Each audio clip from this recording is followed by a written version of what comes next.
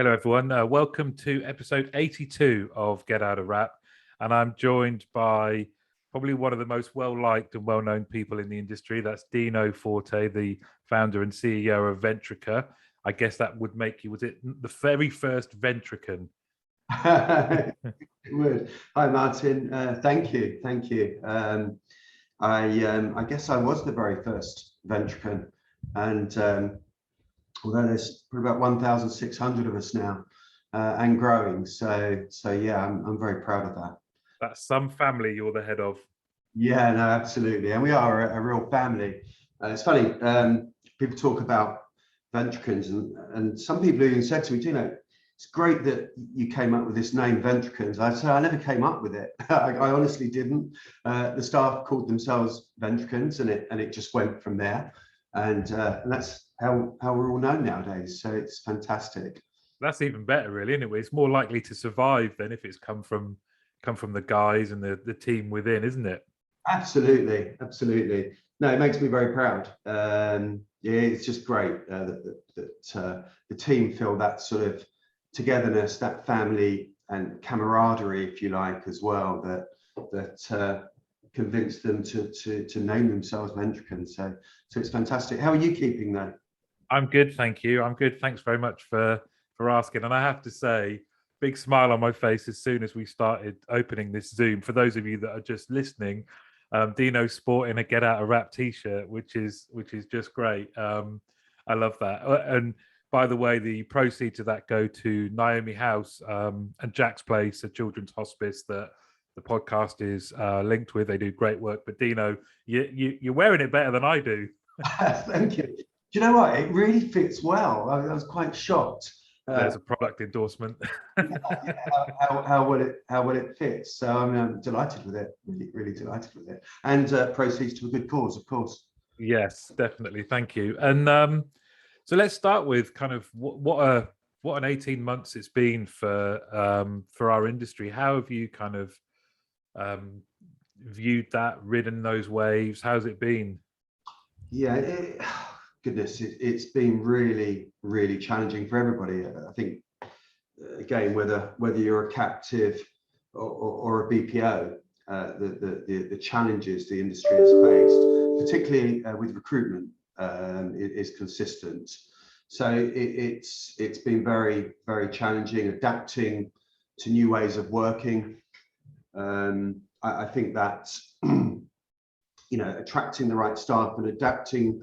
When I say adapting to new ways of working, we always had a good element of home working, but never to the volume that we had to move to throughout the pandemic. So of course, making sure that we improved our skills academy,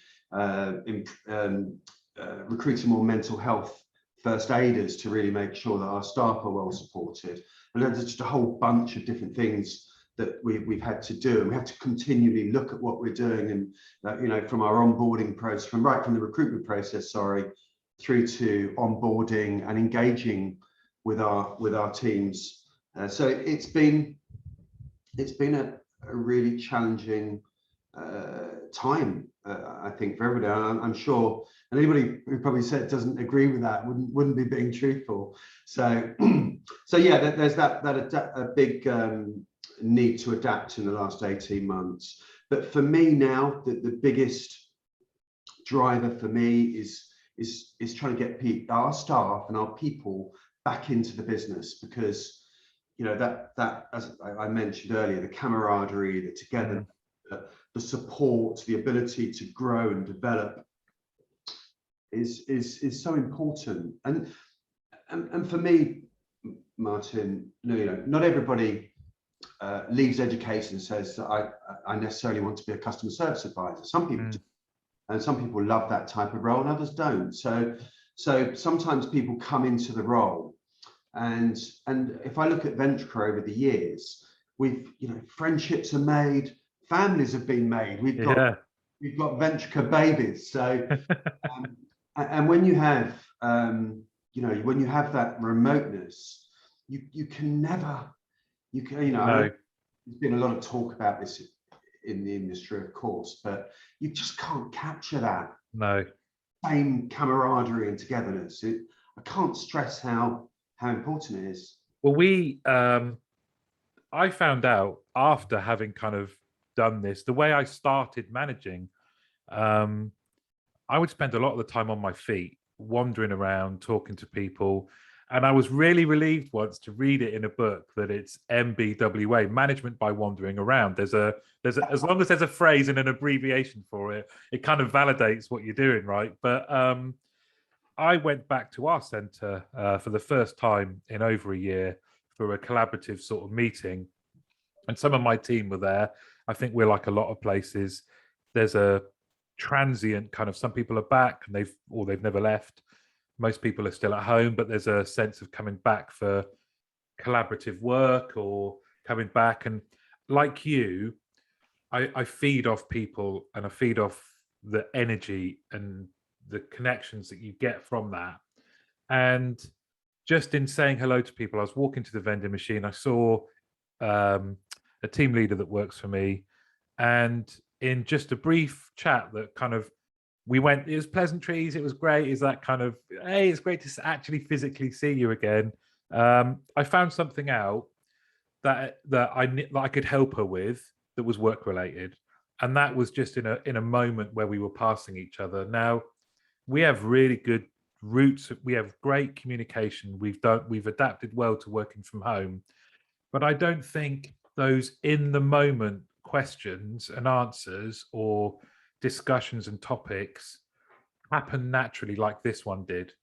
And I just made a note, okay, Joanna, da da da da da. Then when I came back to my desk, I sorted something out for her. And I just think, as well as that kind of vibe, how many more of these things do we miss?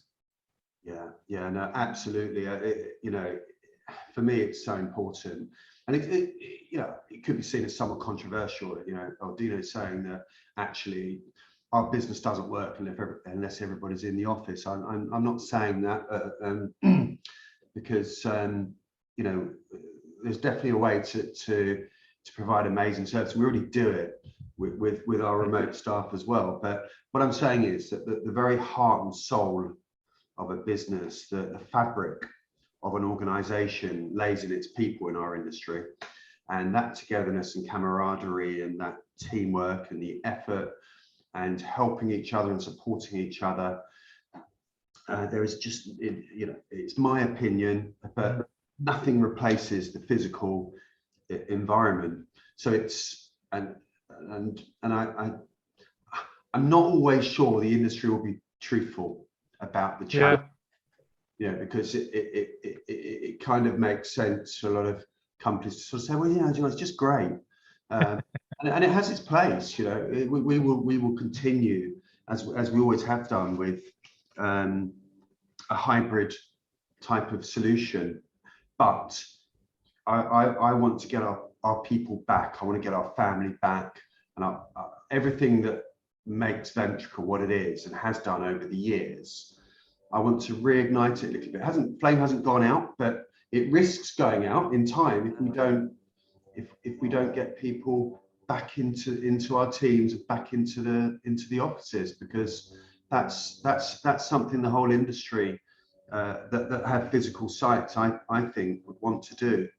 I think these are really good conversations to have, because you touched on something at the start as well about our industry. I don't think it's just our industry, but there's a huge, well, in fact, I think, it's the great resignation, it's been coined in the States, about there's far more open positions than ever before. And someone posted the other day on LinkedIn a list of some very well-known companies and just the sheer number of vacancies that they've got.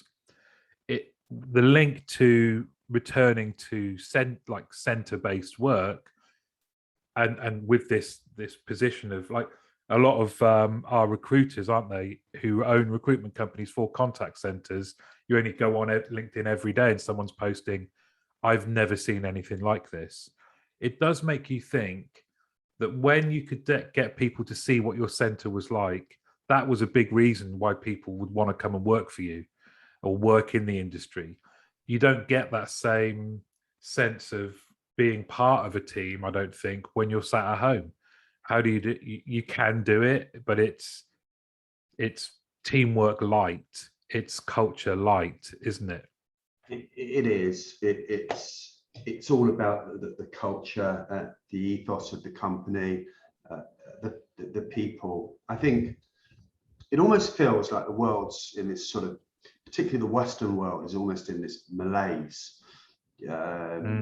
People have become accustomed to getting out of bed and sitting indoors and working indoors, and they don't want to return to normal. But I think it's dangerous.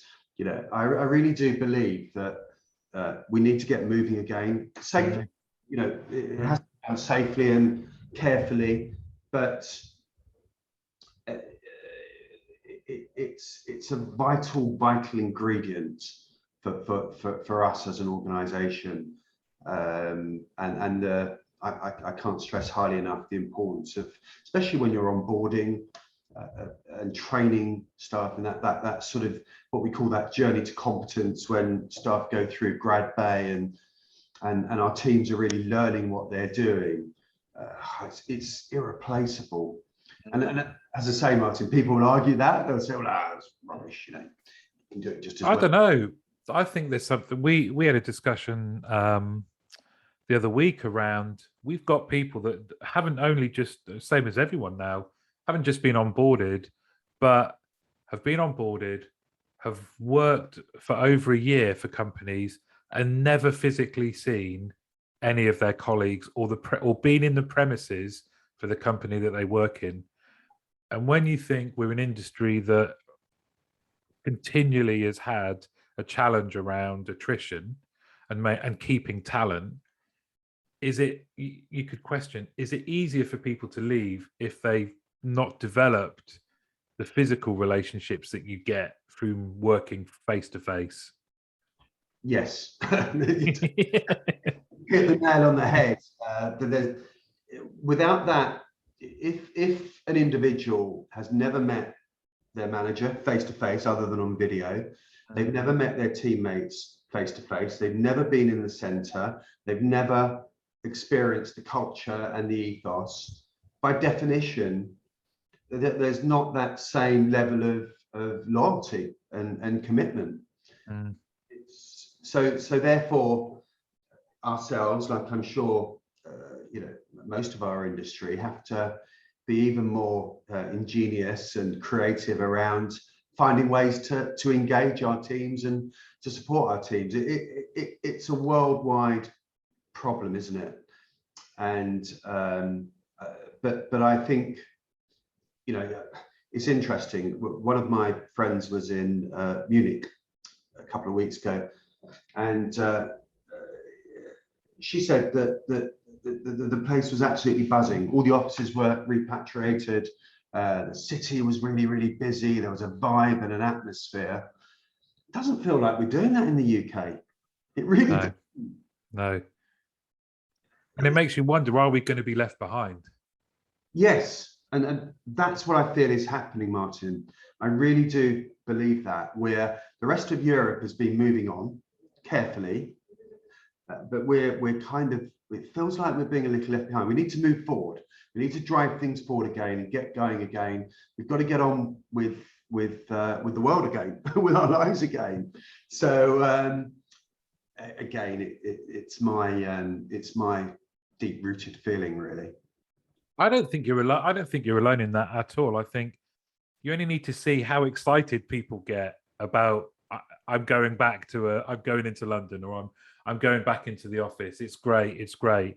There is this desire, but I think overall we've become more evolved, so that we had to, as an industry, take far more care and attention over people's individual circumstances at scale. We've done a great job. I think it's, you think about how many, you've got 1,600 people at some level. Someone's had to take care about those individuals, what their home setup is like, what their home life is like. And I think we're far more evolved. So as long as we don't lose that, as long as we don't lose that care and amending our policies, but still being consistent and looking after people, you can still have the two. It's not like you're not arguing, you're not making an arbitrary point, are you? It's not back in the contact center or working from home. It's the majority, let's get back. But we're getting them back knowing that people are more safety conscious, that people might need more areas where they can have alone time, you know, because there's people, I think we've gained people into the industry who maybe are, in a cliched way, introverts, that might have been put off by some of that kind of like high-fiving, that buzz. We can still, those people can still be accommodated, but with just more mindfully. So I think there's some real positives. Like you say, though, I'm with you. I would love to be able to go back into centres and just see it. You know what it's like. You walk in, you can see people smiling, you can see the buzz of a busy contact centre. It's kind of why most of us stayed in the industry, right? I think undoubtedly everything is clearly changed, and some of it's really great. As I've said, I mean, we've been able to attract people from all over the UK and abroad that we would have struggled with maybe previously. And as you say, there are people who maybe are more introverted and don't necessarily buy into the sort of buzz of a contact center environment. So there's trying to find the balance, isn't there? There's trying to find the solution, I think, that works for the business, but the heart and soul of the business should remain and needs to remain. And for that to happen, you know, we need to get things back to normal a little, in my opinion. I agree. Where does have you seen any kind of, or have you guys utilized or used more of technology in this last 18 months? I think you're like me. I think technology is an enabler rather than you just cut people out completely. But have you seen anything or used any more of technology in the last 18 months? Yeah, I mean, we've upgraded our workforce management solution to the latest and greatest variant, WFM, which has got a lot of really good features on it, but specifically allows our staff to change swap shifts, book their own holidays through that rather than going through the old HR system we used to have. You know, it just makes it much easier for our staff to run their lives, and it gives them that degree of flexibility, which is really great. And it's very easy to swap a shift with a colleague and so on and so forth without going through to one of their managers. So that side of things, we've used that to great effect. We've got a new HR system just replacing the one I was talking about, which again has been really good from a communication standpoint.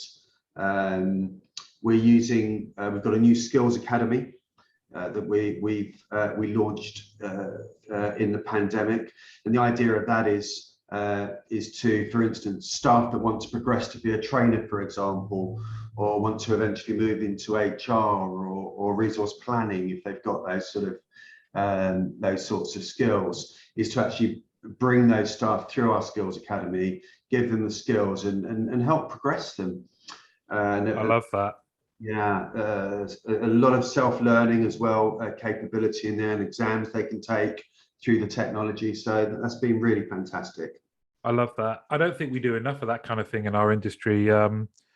We have this, you know, frontline advisors, like you say. There's some people that want to stay customer service advisors. They love it, and that's great. But in terms of internal talent and lighting the pathways for them and equipping them to be able to say, you know what, I'd never even heard of resource planning before, but that might be something I'm interested in. How do I find that out? Testing yourself and learning the skills, and then being able to go for a role, I think is great, because we don't, in terms of attracting talent, I don't think there's a better industry for saying, right, fine, come in. This job is tough as an agent, but if you wanted to, you can accelerate into another position quicker than you would do in most other industries. And guess what? It could be training, like you say, it could be HR, it could be planning, whichever your way of your preferences, people, analytics, whatever it may be, there's a route. So helping people find that, I think, is great. I love it. Yeah, I think that there are huge opportunities in our industry to develop skills and more often than not, so many organizations have these skills internally and don't even know it. Exactly. It's absolutely the Skills Academy for us has been instrumental in helping us bring in our next management teams, our future state managers, and we've got people who've joined in a customer service role, and they're developers, so we've moved them into IT, and they're developing for us in all manner of different things, from Zendesk through to the bot platform that we now have, our internal bot platform. So it's just understanding the skills we have in our organization and looking at how we can develop those skills and giving people those opportunities, because these people are the future of our organization. So important. Do you think the future for BPOs is bright, considering that a lot of, as I mentioned earlier, a lot of brands are struggling to, obtain staff? Then naturally, do you think that will mean more business for you? It's a really good question. There's an argument to say that's an opportunity for the BPO space, but it's also a challenging situation for BPOs in the same way as everybody else. I think what we're seeing is where the UK in particular has become so difficult that companies are looking more at offshore, as well as a potential solution, if it's an interim solution. And I think but this is a challenge that is seen around the world, isn't it? It's an interesting question, Martin, and I think it does present some opportunities. In fact, we're seeing some of those opportunities where companies are struggling to such an extent they're sort of saying, look, this isn't our core expertise. Why are we trying to do it? And let's look at outsourcing it. But yes, it's an interesting one. I mean, I don't know if you're aware, but we've recently launched in Montego Bay. Yes, I did see that. I was going to ask you about that. How did that come about? Why Montego Bay? It sounds very exotic. It sounds great. Yeah. So we've been looking at an offshore location for probably 2 years now, looking at where it might be right for us, and we look very closely at South Africa, which is a great destination, and a lot of the market, given the time zone as well, has gone out to Cape Town and Joburg and various other places in SA. We chose Jamaica because there was a whole bunch of reasons, really. One is the English language is their first language, of course, so that the history of Jamaica in the UK and culture and the ethos in many ways is very similar. It's an established BPO destination, so that they've been in Jamaica has been servicing multinational companies for over 20 years. People don't always think of Jamaica as a great BPO destination, but it's a well-established, solid and stable BPO and captive destination for large companies. So it's well established. Fantastic education, Martin. It's their education system is based on the UK, the British education system. So you know, that's really, really important. There's a lot of highly educated people in Jamaica looking for work, so there's that. And actually, when you listen to the accent, I mean, typically Jamaica is servicing the US market in mostly, particularly in the BPO space. So clearly that opens us up to the US market as well, which is one of the other reasons Yeah. to go there. But when you listen to Jamaicans speaking, and when they put their phone voice on, there's a really nice, it's a really nice accent, and it's an accent that we here in the UK know and love in many ways, because Jamaicans there's so many Jamaicans in the UK. Yeah. So for us, it's a bit different. It's a bit of a different approach to what a lot of our competitors have done or are doing, but it just felt very, very Ventrica for us. So that's why we chose it. And you know, they had fantastic beaches out there. Really amazing beach. I was there a couple of weeks ago, Martin, and the worst thing was looking out of the window, the hotel window, at this amazing beach and not being able to go on it. Yeah, I don't know what's worse. If you just, I'm looking out. There is a nice bit of, there's a small bit of grass, but it's not quite a Montego Bay. But I've learned something then, because I didn't know it was kind of well established. That's really, it's interesting to know that. And it's how do you, here's a question, how do you help, or how do you, obviously it can't happen overnight, but one of the first things you mentioned was culture and how important that was. How do the guys over there become Ventricans? Yeah, so it's a good question. I mean, the first thing first is we have some of our team need to be out there working with the new teams, recruiting and you know, conveying the culture that we have here in the UK, because without that, it's, you know, one of the biggest things for us was can we almost replicate what we do here in the UK, and that's not easy, because it's slightly different culture, and you know, wherever you are in the world, people are a little different. So it's about how do we get the Ventrica culture and people working in the way we do over here. So, and that involves, as I say, some of our management team out there. It involves a good in-country manager, so site director, and also me going out there relatively regularly. So it's all very new at the moment. We're just in the special economic zone. I'll be planning to go out there every quarter. So the idea is that I get to know everybody, and also regular video links. You know, the great thing nowadays with Teams, this whole sort of everything being up in the cloud, it just means that we can really work together much easier nowadays than could have been possible a few years ago. So it's also about building out the centres so that they look and feel like Ventrica as well. So having that same look and feel, it's really recreating what we're already doing, and that's the strategy and is the ongoing plan, really. I used to work for an American outsourcer, and a large part of their strategy was expanding their geographical footprint, acquisitions, and it led to me going as part of a team to a new contact center in Istanbul in Turkey.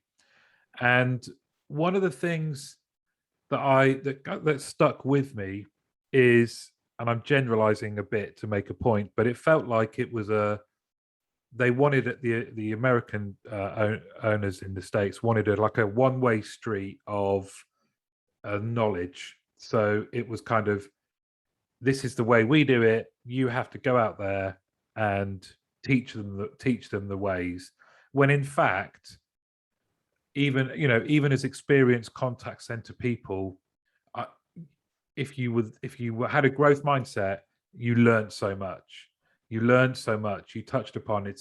Different countries do things in different ways. For me, it felt like we only started to get it right when we appreciated it, it was a two-way street. So yeah, fine, we had to say, here's some of our policies, but not just like enforce them. Say, how might this work? How can what you do make us better that we can actually take back and implement in the UK or in the US? And so I'm a big believer in what you're doing in terms of it can add value across all of your workforce both ways. Definitely, and that's a really interesting point, because it is understanding and that there are things that you can learn from abroad. I think a lot of big companies, and also BPOs, go into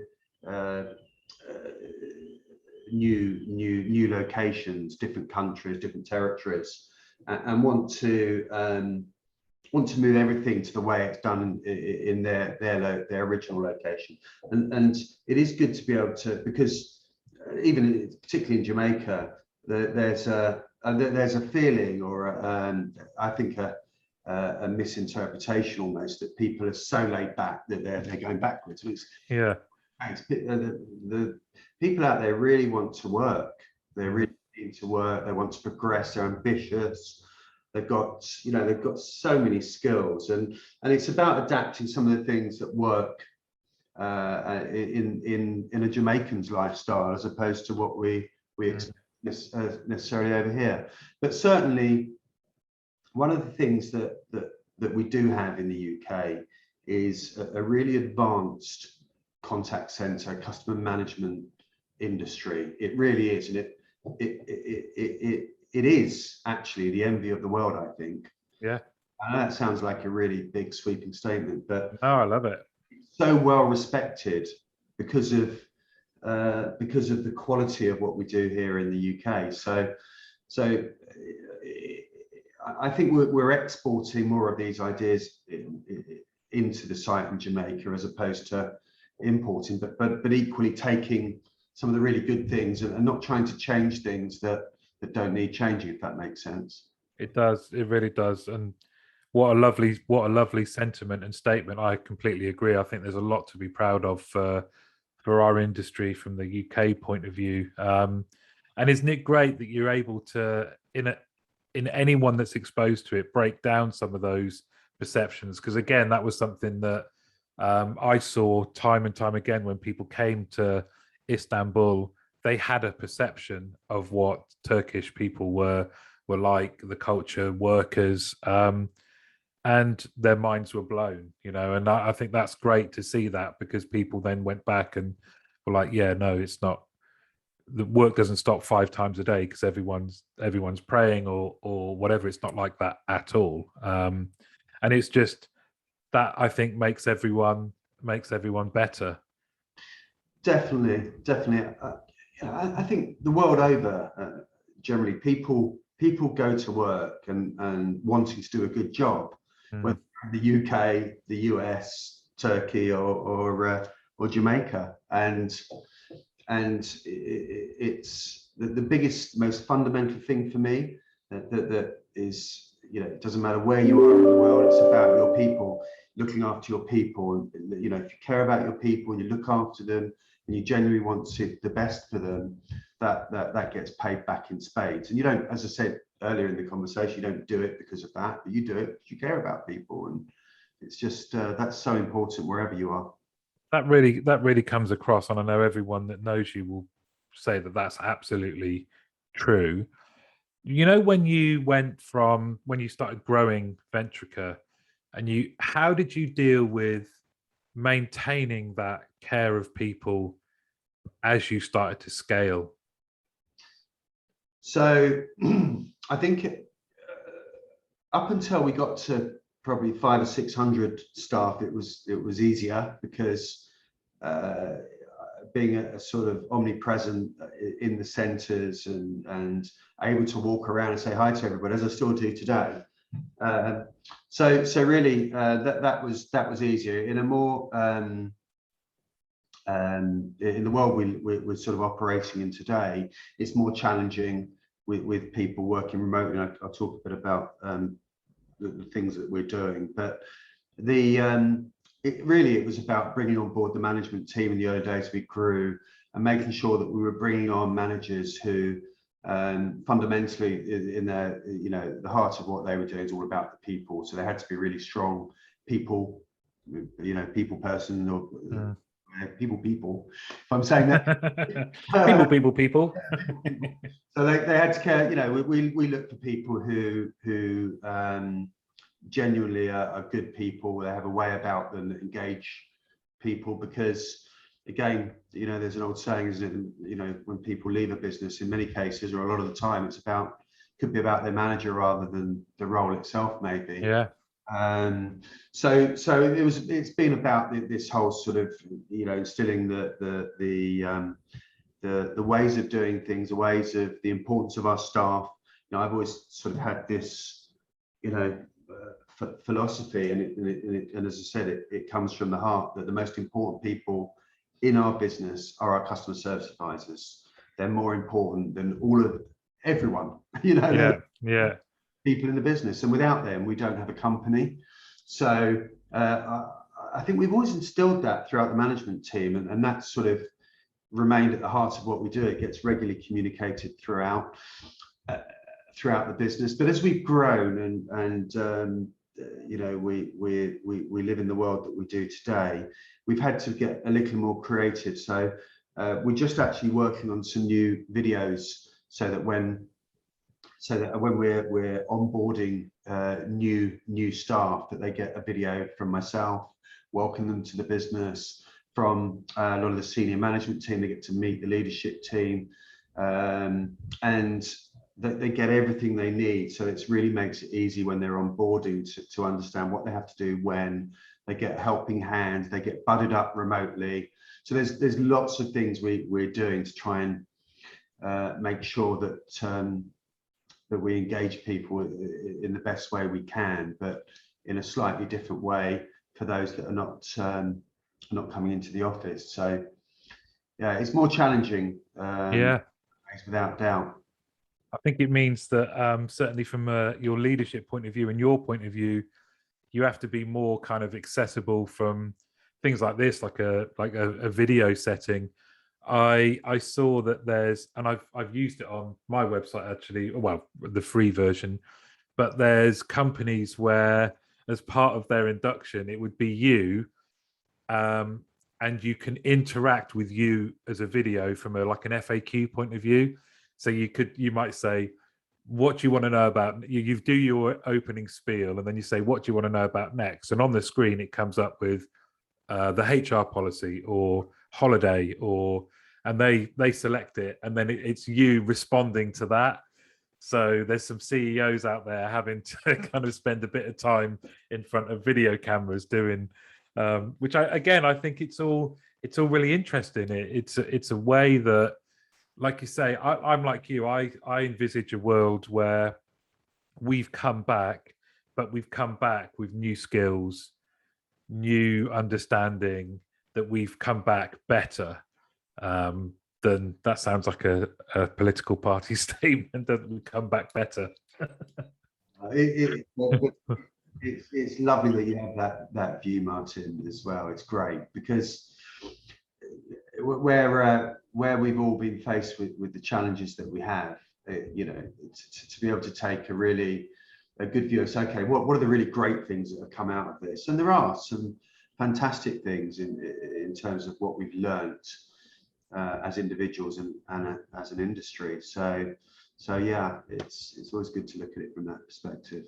But if you think about it, we've all lived through, or we're living through, history, and unlike a lot of other things, it's affected all of us.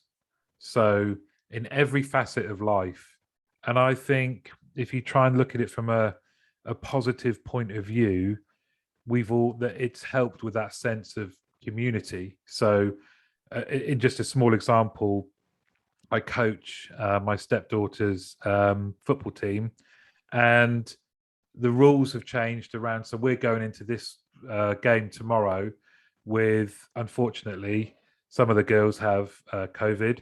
So but the interaction between us and our opposing teams and all the teams in the league there's so much flexibility. So it's, we'll match numbers, don't worry. It's all about playing again. Whereas I think even at kind of under 14 level, previously it might have been, well, it doesn't matter. We're looking forward to beating you.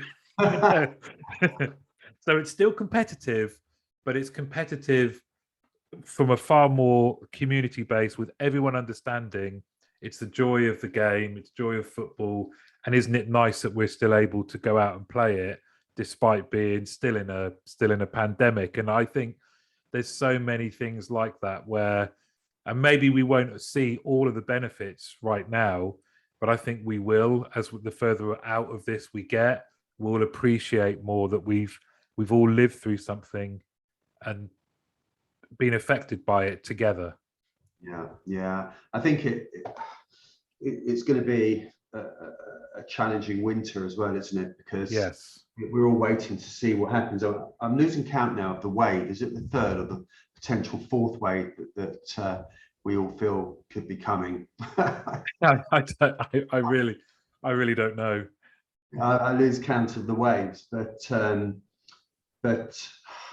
I don't know. It kind of feels that we've moved. We kind of felt we were really moving forward, didn't it, throughout the summer? And when you look at the numbers, yes, it's coming a little. Well, of course, the first time you came on the podcast, we spoke about your experience of having COVID. Yes. My goodness, I was so. I can't remember how long ago that was. It was over a year ago, right? It was, yeah. Yeah. So I was so unwell. I was so unwell. I tried to. So I was off. I got it right at the beginning in early April, when sort of it was really starting to rear its head. In fact, we'd probably just got the vast majority of our staff home. I think it was the 24th or 25th of March, and then must have been the first week in April I came over feeling really, really ill. And I couldn't work for all of the summer. I was out of Ventrica so between April and October. I tried to come back in October, but I was still had no energy whatsoever. I just couldn't do honestly, Martin, the most basic of things, walk up a staircase, anything even slightly strenuous, I couldn't do it. So the board sort of said, look, Dino, come back in January. And so I took a few more months off and came back in January, and bit by bit, I started feeling okay. And what is it now? End of October. So 10 months since I've been fully back at work. But it's only really been the last 3 months, I would say, where I've been able to go down the gym again, and I'm back to my normal annoying self. Everyone say, oh my goodness, Dino's he's back. He's back. It's just back to the way he was.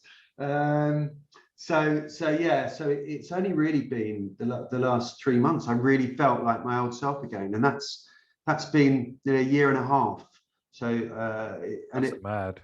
Yeah, this long COVID thing. I mean, you truly believe that you're never going to get better, because I've never been ill for more than 2 or 3 days in my life. So when you're ill for that long, it absolutely knocked the stuffing out of me. I just can't explain how bad it was, but I feel really great now. I feel really great. Yeah. Raring to go again. So thankfully, I'm one of the lucky ones.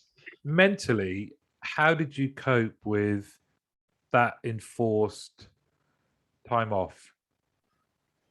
Oh, goodness. That was really difficult, because you know what I'm like. I'm 100 miles an hour, and I want to get things done. People often say to me, Dino, slow down. It is the way I am. It was really difficult because, as I've said, when you become ill and you think that that's your life, because you can't think anything else when you just can't do the basics for months and months on end. It was really challenging. It was challenging being away from the people, but I had a board of directors and a senior leadership team who were just fantastic. So they were like, Dino, just get better. just take your time and get better. So in my mind, what I struggled with was being away from, from the vibrancy. And of course, we were all at home anyway, but nevertheless, we were in a very, very busy and demanding period. So I missed all of that greatly. And it took me, I think, many months to sort of acclimatize to you can't get involved with work. Because what I really learned, Martin, as well, and I never ever appreciated it until it happened to me, is that I never understood how just mental energy, how working, and even sat at a desk when you're trying to think, how that zaps your energy in the same way as physical exertion does. I just never knew, because I sometimes I would sit and I would try and work, and by the afternoon I'd just have to go to bed, have a sleep. That totally zapped my energy. So it was a real eye opener, and it kind of made me look through. It's kind of made me look at life through a slightly different lens, I think, because I've always been a bit of a workaholic, and to a certain degree I still am. But I think I've learned to just take it a bit easier, step back a little bit, and just take it a bit easier. If anything, I think that's what I've learned. He's down to like 99 miles an hour now. I don't know. I suppose we are who we are, right? It's I guess it's in my makeup, But it's something, again, it's something you've overcome, which, how challenging is that for someone who is always on the go, mentally, physically, full of energy, to have that curtailed? That's kind of like the worst thing that could happen to you. And then to come through it, but again, you've come through it with new perspectives or new learnings. And it is fascinating. And I wonder if for our industry, the next big thing for us is going to be around the application of what we know from neuroscience, because you mentioned there the fatigue, the mental fatigue exhibiting itself in the same way physical does. Attention fatigue is a real thing that we expose our frontline team members to every day. It's part of their role to pay attention, to engage with people. It's the equivalent of me doing a podcast all day long, and we all know if you've done the role, it's tough, it's knackering. So little tricks, finding ways of helping people be at their best and maintain their long-term mental and physical health. I think there's so much good happens in our industry, but I still think there's more we can do. And I think that kind of thing is fascinating.